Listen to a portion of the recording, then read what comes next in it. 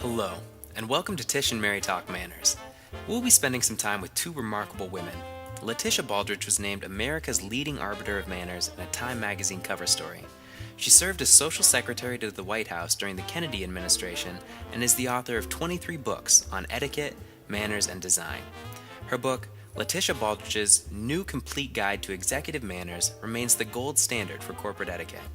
She has an impressive career, both in government service and as the president and CEO of her own marketing firm, located in both New York and Chicago.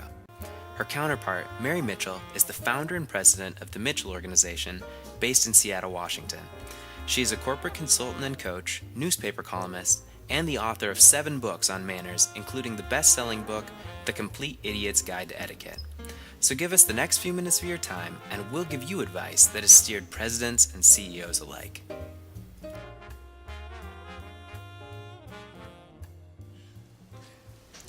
I'm Letitia Baldridge. And I'm Mary Mitchell. Thank you for letting us share what we think about living life with good manners. Hello, Mary. Hello, Tish. Let me ask you something. Have you ever counted up how many times in a year you lie about the reasons why you're not able to attend a party? I mean, you don't want to accept an invitation, and you fib about why you can't accept? Yes, but we often lie just so that we won't hurt somebody else's feelings. For example, we might say, I'm so sorry I can't come. I have to get a proposal to a client that evening, and it's always such a cliffhanger. So I'll just have to stay in the office to see it through to the very end. I know you'll understand. Please forgive me.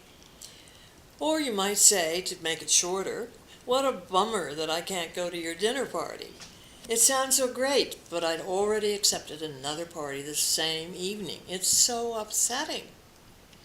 And it's really upsetting when someone tells that same friend afterward that on the night of her party, she saw you at the movies, your mouth filled with popcorn just crunching away. Pretty darned embarrassing. So isn't it just better to say, we can't come that night. I'm so sorry.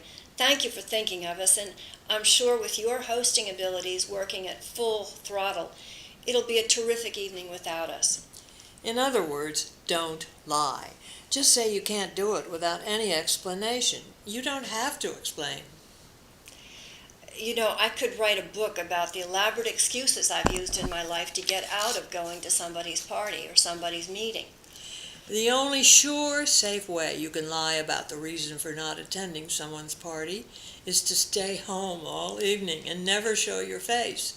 I remember in my White House days when I told the ambassador of a foreign nation that Mrs. Kennedy could not attend a formal tea in honor of his country's visiting First Lady because she had to attend a meeting at the State Department on an upcoming state visit.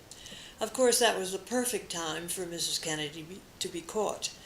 That ambassador's secretary saw her in her riding clothes being picked up for an afternoon trip to their country place, where she would ride for several hours over the Virginia countryside.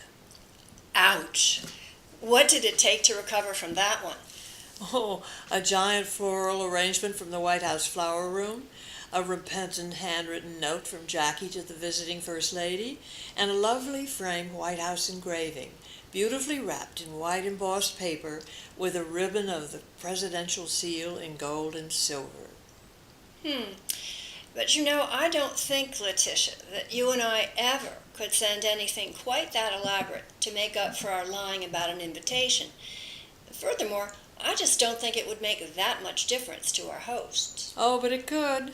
For example, you can't be sure that there weren't several major diplomats desperately waiting for the chance to talk to you, Mary Mitchell, at that dinner. We travel in different circles, Letitia. I don't know how to reply to that last statement of yours without sounding pretty crude, so I won't be impolite. But, it's just pretty easy to simply say you have other plans. After all, you could be planning to watch your plants grow or to watch your paint dry.